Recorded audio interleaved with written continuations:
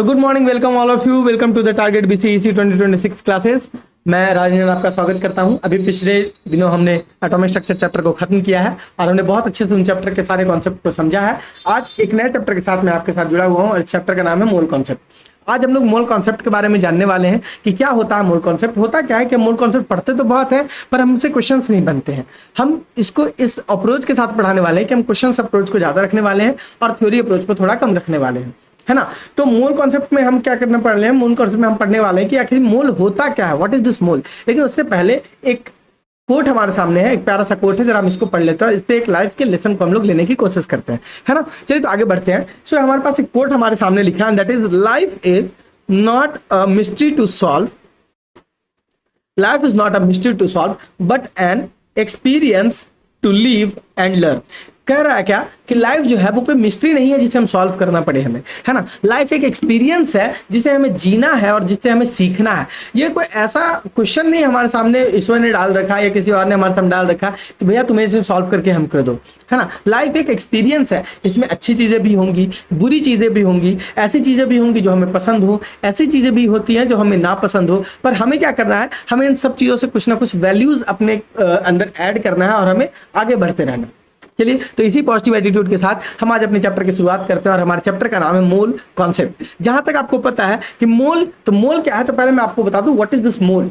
Mole is nothing but a number. Mole is nothing but a number.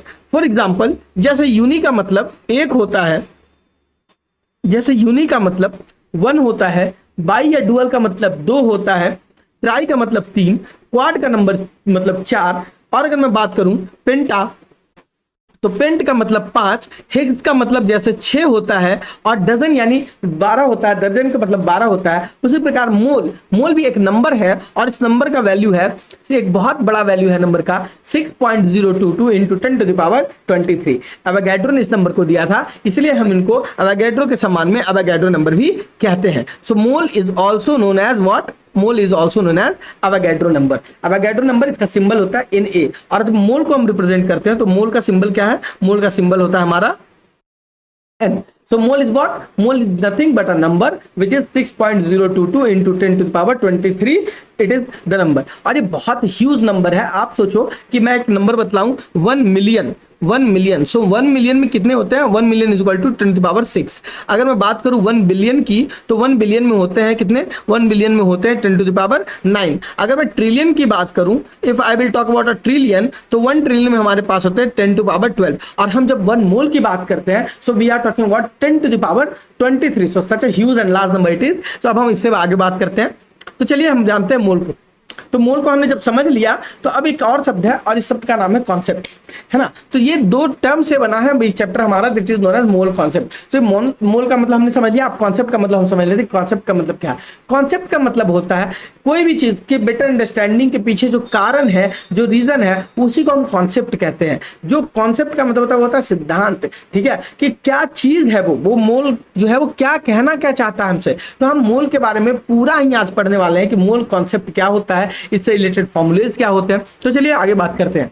Mole is nothing but it is the SI unit of an atom, molecules, ions and so on and etcetera and etcetera. और क्या है, तो मोल एक number है। मोल की value कितनी है, 6.022 into 10⁻23।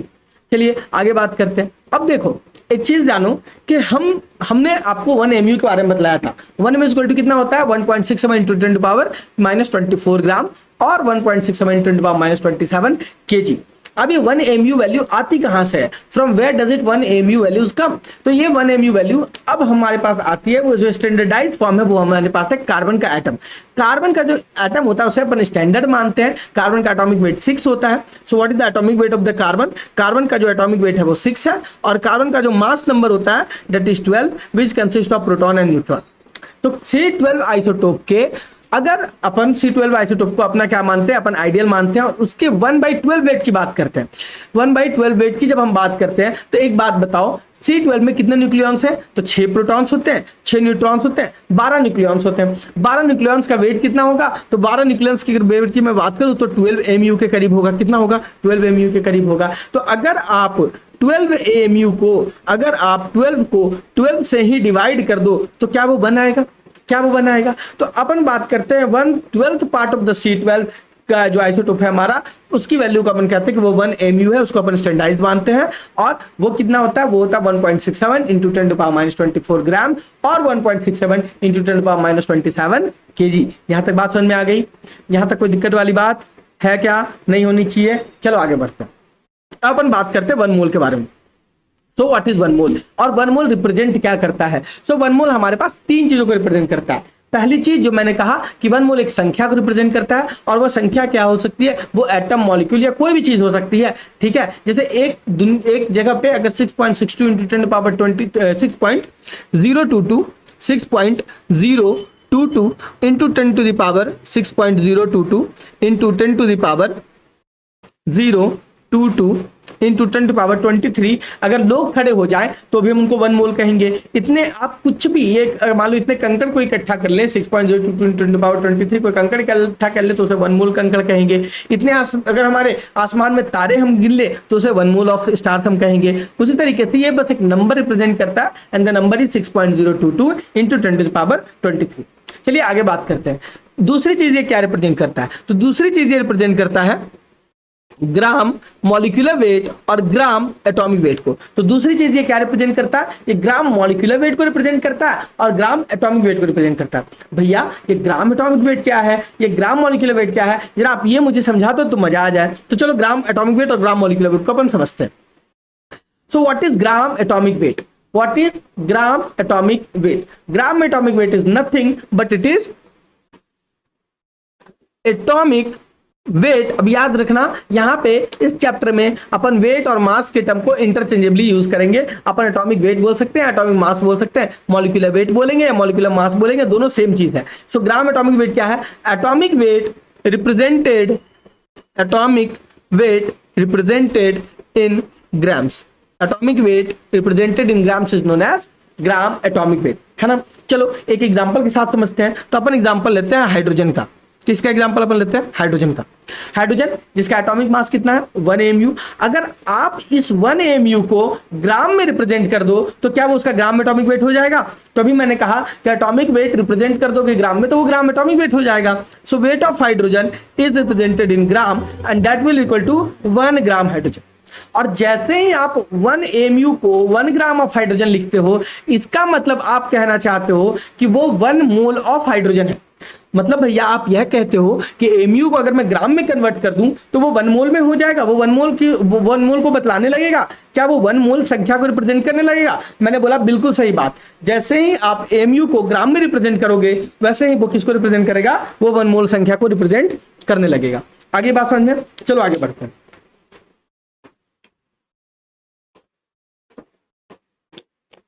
सो मैंने ये कहा कि atomic weight represented in gram is known as the gram atomic weight and the 1 gram of hydrogen here in the case that will represent 1 mole of hydrogen. यानी किसी भी एलिमेंट के एटॉमिक वेट को अगर तुम ग्राम में कर देते हो, for example the atomic weight of oxygen is 16। अगर आप 16 ग्राम ऑक्सीजन लिखते हो so that will represent 1 mole of oxygen. So that means कि वो क्या रिप्रेजेंट करेगा? वो रिप्रेजेंट करेगा 1 मोल को। 1 ग्राम हाइड्रोजन रिप्रेजेंट करेगा 1 मोल को।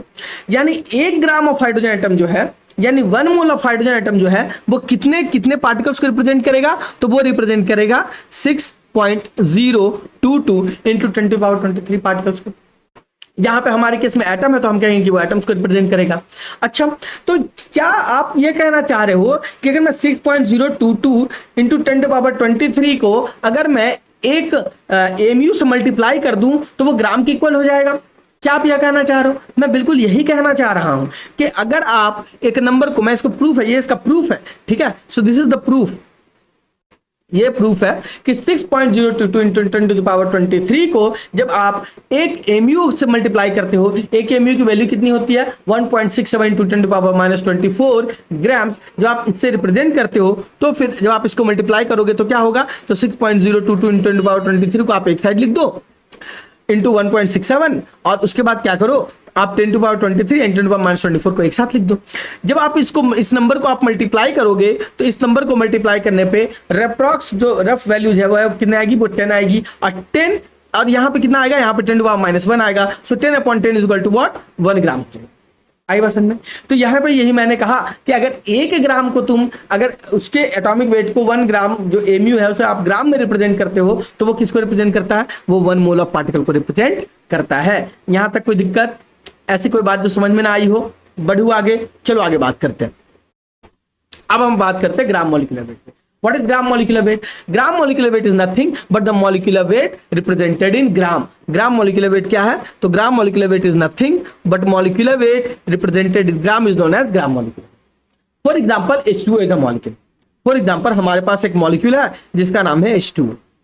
अब इस H2O में 2 एटम्स हमारे पास है, 2 अलग अलग डिफरेंट एलिमेंट है हमारे पास, 2 डिफरेंट एलिमेंट्स के 2 डिफरेंट एटम्स है हमारे पास। पहला एलिमेंट हमारे पास है हाइड्रोजन और दूसरा एलिमेंट है हमारे पास oxygen. So first element is hydrogen and the second element is what? Oxygen. जब अपन हाइड्रोजन की बात करते हैं तो हाइड्रोजन की जो एटॉमिक वेट है अभी हमने देखा वो 1 mu है, और उसके अगर 2 एटम्स है हमारे पास, 2 एटम्स ऑफ हाइड्रोजन है हमारे पास तो 2 mu हो गया। ऑक्सीजन के एक एटम का जो वेट है, जो ऑक्सीजन के एक एटम का जो वेट है वो हमारे पास होता है 16। सो जब ऑक्सीजन के एक एटम का वेट हमारे पास 16 है तो हम क्या लिखेंगे? ऑक्सीजन के एक एटम का वेट हमारे पास कितना है? 16 mu है। तो अब क्या करेंगे अपन? 2 mu यानी 2 हाइड्रोजन का वेट, एक ऑक्सीजन के एटम का वेट को जब हम प्लस कर देंगे तो हमारे पास उसका मॉलिक्यूलर वेट आ जाएगा and that will be equal to 18 mu। अभी जैसा मैंने कहा कि इस मॉलिक्यूलर वेट को जो 18 mu है, इसे आप, ये मॉलिक्यूलर वेट है किसका? ये मॉलिक्यूलर वेट है वाटर का। ये एक मॉलिक्यूल के H2O का वेट कितना होगा? 18 mu। इसी को आप मॉलिक्यूलर वेट ऑफ वाटर भी कह सकते हो, H2O भी कह सकते हो। अगर आप इसको कन्वर्ट कर देते हो, इसको रिप्रेजेंट करते हो ग्राम में, if you represent this weight in gram, अगर आप इसे ग्राम में रिप्रेजेंट करते हो तो उसे हम कहेंगे gram molecular weight of water. अच्छा, ग्राम मॉलिक्यूलर वेट कितना होता है? 18 ग्राम होता है वाटर का। और ग्राम मॉलिक्यूलर वेट किसको रिप्रेजेंट करता है? So it will represent 1 mole of water molecule. That means कि यह कहना चाह रहा है कि ये तीसरी चीज जो हम इस पे सीख रहे हैं, पहली चीज तो हमने यह सीखी कि ये रिप्रेजेंट कर रहा है 1 ग्राम मॉलिक्यूलर वेट को। दूसरा ये क्या रिप्रेजेंट कर रहा है कि यहाँ पे 1 मोल वाटर मॉलिक्यूल होंगे। तीसरी चीज ये क्या रिप्रेजेंट कर रहा है? That it will contains how many molecules of water? It will contains about 6.022 into 10 to the power 23 molecules of the water. It will contains how many number of water? 6.022 into 10 to the power 23 molecules of water will be there inside the 18 gram of water molecules. आई बात समझ में कि अगर आप 18 ग्राम पानी लेते हो, चलो मैं एक और चीज पे समझाता हूं, वाटर की डेंसिटी होती है 1, यानी gram is equal to the ml। ठीक है, तो अगर आप 18 ml just you take 18 ml of water, और उसमें कितने वाटर मॉलिक्यूल्स होंगे? उसमें 1 मोल ऑफ वाटर मॉलिक्यूल्स होंगे, यानी उसमें 6.022 into 10 to the power 23 molecules of the water molecule होंगे। तो जब भी तुम कभी 18 ग्राम वाटर मॉलिक्यूल देखना तो कहना अरे ये तो 18 ml, जब तुम वाटर मॉलिक्यूल को देखना तो कहना क्या कि अरे ये तो 1 मोल ऑफ वाटर मॉलिक्यूल है, इसमें 6.022 into 10 to the power 23 molecules of water हमारे पाए जाते हैं। आई बात समझ में? यहां तक कोई दिक्कत है? चलो आगे बात करते हैं। तो 2 चीजें जो हमने समझी वो हमने यह समझी कि 1 मोल रिप्रेजेंट करता है, 1 मोल रिप्रेजेंट करता है number of atoms of molecules, और दूसरा वो ग्राम atomic wait, gram molecular weight को रिप्रेजेंट करता है। तीसरी चीज जो 1 मोल रिप्रेजेंट करता है वो है एट एसटीपी वॉल्यूम को रिप्रेजेंट करता है। ये गैसेस के लिए होता है, गैसेस के लिए एट एसटीपी गैसेस के लिए रिप्रेजेंट करता है, और गैसेस की बात करता है कि गैसेस की वॉल्यूम, STP का मतलब है standard temperature and pressure. So when standard temperature pressure is applied, जो यहाँ पे टेम्परेचर की बात करूं तो मैं टेम्परेचर 25 डिग्री सेल्सियस की मैं बात करूंगा, और प्रेशर की मैं बात करूं तो वहां मैं प्रेशर 1 एटमॉस्फेरिक प्रेशर की मैं बात करूंगा। तो अगर स्टैंडर्ड टेम्परेचर की मैं प्रेशर की मैं बात करूं तो स्टैंडर्ड टेम्परेचर प्रेशर पे 1 मोल जो गैस होता है वो 22.4 लीटर वॉल्यूम को ऑक्यूपाई करता है, यानी 20 लीटर से 2.5 लीटर ज्यादा। ठीक है, 22.5 लीटर वॉल्यूम वो लगभग क्या करता है? एक्वायर करता है। या फिर मैं इसको ml में बात करूं तो मैं कहूंगा 22,400 ml जो गैसेस जो वॉल्यूम है वो एक्वायर करेंगे। अच्छा, ये एसटीपी की ही बात क्यों कर रहे हो? मैं एसटीपी की बात इसलिए कर रहा हूं क्योंकि तुमने पढ़ा होगा बचपन में कि अगर आप टेम्परेचर बढ़ाओगे तो गैसेस एक्सपैंड करेगी, टेम्परेचर घटाओगे तो गैसेस कॉन्ट्रैक्ट करेगी। अपोजिट विद द प्रेशर, अगर आप प्रेशर बढ़ाओगे तो गैसेस कॉन्ट्रैक्ट करती हैं, और प्रेशर हटाते हो तो गैसेस एक्सपैंड करती हैं। सो हमें कहीं ना कहीं इनको स्टैंडर्डाइज करना होगा। तो जब आप टेम्परेचर एंड प्रेशर को स्टैंडर्डाइज कर देते हो, उस स्टैंडर्ड टेम्परेचर प्रेशर पे किसी भी गैस का जो वॉल्यूम है वो 1 मोल अगर आप गैस लेते हो तो वो 22.4 लीटर वॉल्यूम वो आपको बतलाएगा। चलिए थोड़ा सा आगे हम इसके बारे में और अच्छे से बात कर लेते हैं कि what do mean by STP. So STP means standard temperature and pressure. Standard temperature pressure एक गैस के लिए, फॉर अ गैस, अब ये गैस कुछ भी हो सकता है, hydrogen, oxygen, water, carbon dioxide, helium, neon, argon, potash, argon, xenon, radon, कुछ भी ये गैसेस हो सकते हैं। मीथेन भी हो सकता है, नाइट्रोजन, अमोनिया भी हो सकता है, कोई भी गैस हो सकता है। तो अगर 1 मोल गैस आप ले रहे हो, अगर किसी भी गैस का अगर आप 1 मोल गैस ले रहे हो तो वो उस गैस के 6.022 into 10 to the power 23 particles यानी 23 मॉलिक्यूल्स को वो रिप्रेजेंट करेंगे। आई बात समझ में? अगर इसी को आप वॉल्यूम के टर्म में बात करो तो आप कहोगे कि वो कितना वॉल्यूम होगा, वो 22.4 लीटर या 22,400 ml वॉल्यूम को वो क्या करेंगे, वो रिप्रेजेंट करेंगे। यहां पे मैं ऐसे लिख पा रहा हूं क्योंकि 1 लीटर इज इक्वल टू होता है 1000 ml, ये आपको पहले से पता होगा। So 1 litre is equal to what, 1 litre is equal to 1000 ml, 1000 ml। So 22.4 litre is equal to 22,400 ml। यानी अगर मैं एक कमरे की बात करूं, अगर मैं एक कमरे की बात करूं जिसकी वॉल्यूम जो है या जिसका जो साइज है वो 22.4 लीटर का है, तो 1 मोल गैस उसमें आप स्टैंडर्ड टेम्परेचर एंड प्रेशर पे आप उसमें एडजस्ट कर सकते हो। आई बात समझ में? चलो आगे बात करते हैं। तो अगर आपने इतनी बातें समझ ली हैं तो हम बात करते हैं एटॉमिक वेट और मॉलिक्यूलर वेट। तो एटॉमिक मास मैंने आपको यहाँ पे कुछ एलिमेंट्स के लिख रखे हैं और उन मॉलिक्यूलर वेट, उस एटॉमिक मास के हेल्प से आपको मॉलिक्यूलर वेट निकालने हैं। तो चलो हम सबके एटॉमिक वेट को देख लेते हैं। जहां पे ये आपका लिखा हुआ है atomic number, this is your atomic number 4, 5 and so on, 4, 5 and so on. तो अगर मैं बात करूं हाइड्रोजन की, तो हाइड्रोजन के लिए जो एटॉमिक वेट होगा वो 1 होने वाला है। हीलियम के लिए एटॉमिक वेट 4, लिथियम के लिए 7, बेरिलियम के लिए 9, बोरोन के लिए 10, कार्बन के लिए ये होने वाला है 12, नाइट्रोजन के लिए कितना होने वाला है, तो नाइट्रोजन के लिए जो हमारा एटॉमिक वेट होने वाला है दैट इज 14। नाइट्रोजन का एटॉमिक नंबर कितना हो गया, 7, ऑक्सीजन का 8, एटॉमिक वेट 16, फ्लोरीन का atomic number 9, atomic weight 18, neon का atomic number 10, atomic weight 21, sodium के लिए atomic number 11, atomic weight 23, magnesium के लिए 12, एटॉमिक वेट 24, एल्युमिनियम के लिए एटॉमिक नंबर 13, सिलिकॉन के लिए atomic number 14 and 15 and so on. और तुम जब आप ये करते जाओगे तो 20 तक मैंने क्या लिखा है, मैंने 20 तक के आपको एटॉमिक नंबर बता रखे हैं। तो मैंने आपको 20 तक के एटॉमिक नंबर बता रखे हैं, 16, 17, 18, 19 एंड 20। तो 20 तक मैंने तुम्हें एटॉमिक नंबर बता रखा है। इसके बाद कुछ और एलिमेंट्स के जिन्हें तुम्हें जानने हैं, मैंने उनके एटॉमिक नंबर भी ऑलरेडी तुम्हारे सामने लिख रखे हैं। For example manganese, iron, copper, zinc, iodine, silver और गोल्ड। चलो अब देख लेते हैं इनके एटॉमिक वेट कितने हैं। तो हमें पास जो एटॉमिक वेट दे रखा है वो हाइड्रोजन का कितना दे रखा है, 1, हीलियम के लिए 4, लिथियम के लिए 7, बेरिलियम के लिए 9, बोरोन के लिए 10, कार्बन के लिए 12 और ऐसे सारे तुम्हें लिखे हुए हैं। तुमको जब तुम्हारे नोट्स मिलेंगे तो उसमें तुमने पढ़ लेना। चलो अब आगे बात करते हैं। तो अपन मॉलिक्यूलर वेट निकालने की कोशिश करते हैं। So let's find molecular weight या molecular mass of this molecules. तो अपन अगर हाइड्रोजन की मैं बात करूं तो हाइड्रोजन के मॉलिक्यूलर वेट की मैं बात करूं तो हाइड्रोजन का मॉलिक्यूलर वेट कितना हो जाएगा, come on tell me what is the hydrogen of का मॉलिक्यूलर वेट। तो देखो हाइड्रोजन के मॉलिक्यूल में 2 हाइड्रोजन एटम है, 2 हाइड्रोजन एटम। मानते हो कि नहीं मानते हो? एक हाइड्रोजन के लिए 1 mu उसका वेट होता है। तो 2 हाइड्रोजन के लिए कितना mu वेट हो जाएगा, 2 mu वेट हो जाएगा। अब बार बार अपन mu नहीं लिखेंगे, ये अंडरस्टूड है पहले से, तो अपन सीधा सीधा 2 या 3 या 4 जो भी संख्या उन संख्याओं को हम लिखेंगे। ऑक्सीजन की मैं बात करूं तो ऑक्सीजन का अगर मैं बात करूं ऑक्सीजन मॉलिक्यूल के लिए, तो ऑक्सीजन मॉलिक्यूल का जो एटॉमिक वेट होता है, यहाँ पे कितना ऑक्सीजन मॉलिक्यूल है, तो 2 ऑक्सीजन मॉलिक्यूल है। So 2 atom of oxygen are there. एक मॉलिक्यूल में, एक ऑक्सीजन मॉलिक्यूल में 2 एटम है। एक ऑक्सीजन मॉलिक्यूल में कितने ऑक्सीजन एटम है, 2 ऑक्सीजन एटम है। और एक ऑक्सीजन का जो वेट होता है वो कितना होता है, वो होता है 16। वो कितना होता है, 16। तो हमारे पास बताइए कितना mu वेट हो जाएगा, so it will equal to 13 mu। Clear point. अभी नाइट्रोजन की मैं बात करूं तो आप देखो नाइट्रोजन की बात करूं तो इसमें कितने हैं, एक nitrogen molecule will contain 2 nitrogen atom, 2 nitrogen atom है हमारे पास। हमें यहाँ पे सूचना मिल रही कितने एटम्स हैं, 2 atoms of the nitrogen is there. Okay, so हम क्या करेंगे, हम इसे मल्टीप्लाई कर देंगे 2 से, तो एक नाइट्रोजन का वेट कितना है 14, तो 2 नाइट्रोजन का वेट कितना हो जाएगा 28। सो 28 MU will be the answer. अभी अपन बात करते हैं फास्फोरस की। तो फास्फोरस की अगर मैं बात करूं, फास्फोरस की, तो फास्फोरस का अगर हम एटॉमिक नंबर देखें तो एटॉमिक नंबर फास्फोरस का है 15, और एटॉमिक वेट की मैं बात करूं तो वो है हमारा 31।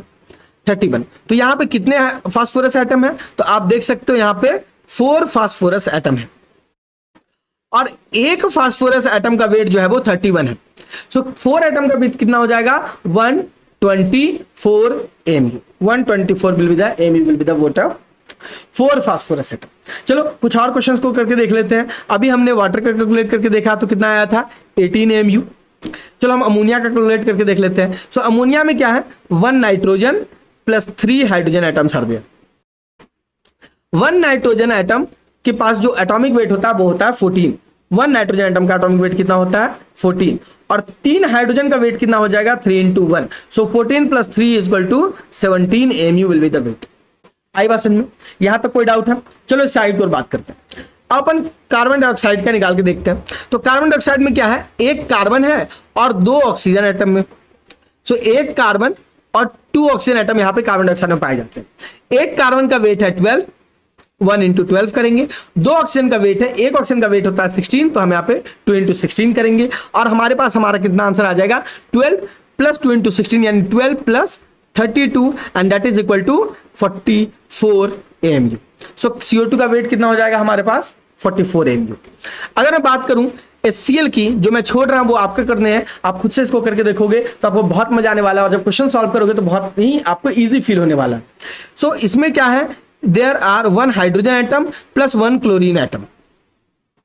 यस और नो? तो एक हाइड्रोजन एटम होने वाला है, एक क्लोरीन एटम होने वाला है। अब एक हाइड्रोजन का जो वेट होता है दैट इज 1 into 1, प्लस एक क्लोरीन एटम का जो वेट होता है दैट इज 35.5। तो जब आप इसे सम करोगे तो ये आएगा 36.5 MU। 36.5 what MU। चलो सोडियम हाइड्रोक्साइड को करके देख लेते हैं। यहाँ पे हमारे पास ये क्वेश्चन थोड़ा और अच्छा है, क्योंकि यहाँ पे 3 एलिमेंट है। कौन कौन से 3 एलिमेंट है, तो एक सोडियम एटम है, एक ऑक्सीजन एटम है, और एक हाइड्रोजन एटम है। यहाँ पे 3 अलग अलग एटम हमें देखने को मिलते हैं। अगर मैं बात करूं सोडियम के मॉलिक्यूलर वेट की तो वो होता है 23, ऑक्सीजन के मॉलिक्यूलर वेट की तो बात करूं तो 16, और हाइड्रोजन के मॉलिक्यूलर वेट की बात करूं तो होता है 1। सो 23 + 16 + 1, और ये होता है हमारा 40 MU।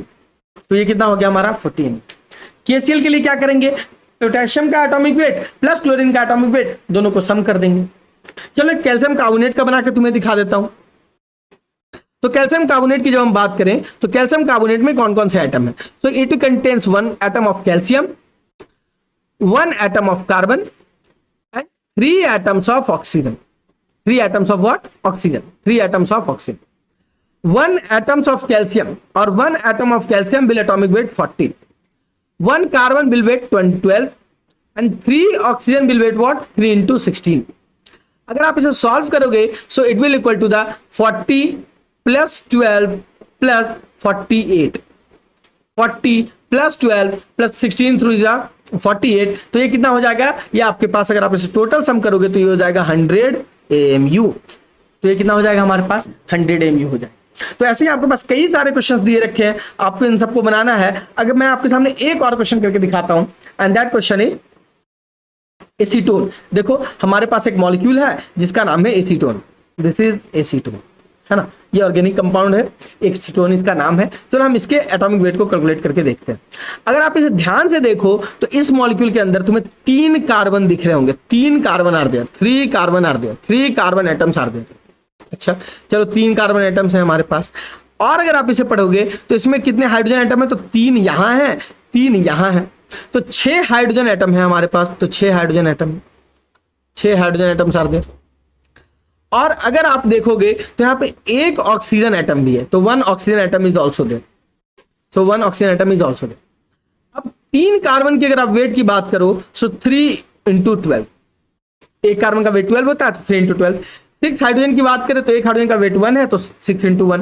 और अगर मैं बात करूं ऑप्शन की, तो एक ऑप्शन का वेट 16 है, तो वन ऑप्शन का वेट अगर 16 है तो हमारे पास एक ही ऑप्शन 16 लिखेंगे।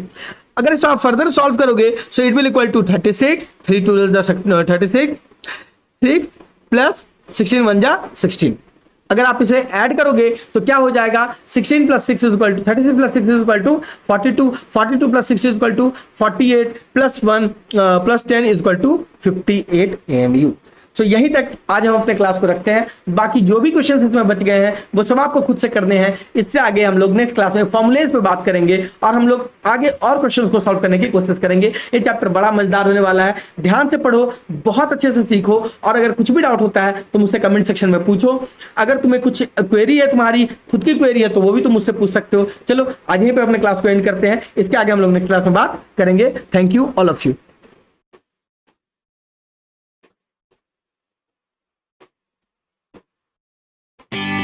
पढ़ते रहिए, मुस्कुराते रहिए, मिलते हैं नेक्स्ट क्लास में।